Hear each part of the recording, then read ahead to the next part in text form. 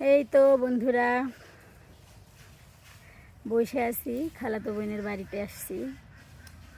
কুড়িগ্রাম আসলে আসলেই দুই একদিনের জন্য আসা হয়, মনে হয় যে 6-7 বছর পরে আসলাম।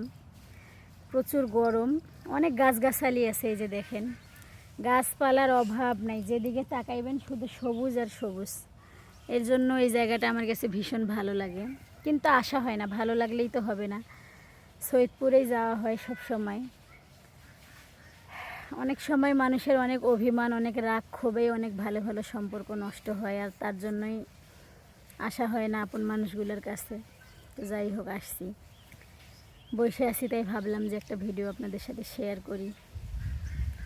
মানুষের জীবনের কষ্টের কোনো শেষ নেই, কষ্টের মাঝে থেকেও মানুষের জীবন থাইমা থাকে না, চলতে হয় কোনো না কোনোভাবেই, চলাই লাগবে। এটাই মানুষের জীবন, হাসি মুখে থাকা লাগবে। মানুষকে কখনো বুঝতে দেওয়া যাবে না কার ভিতরে কী আছে, এটা কাউকেই বুঝতে দেওয়া যাবে না। আল্লাহ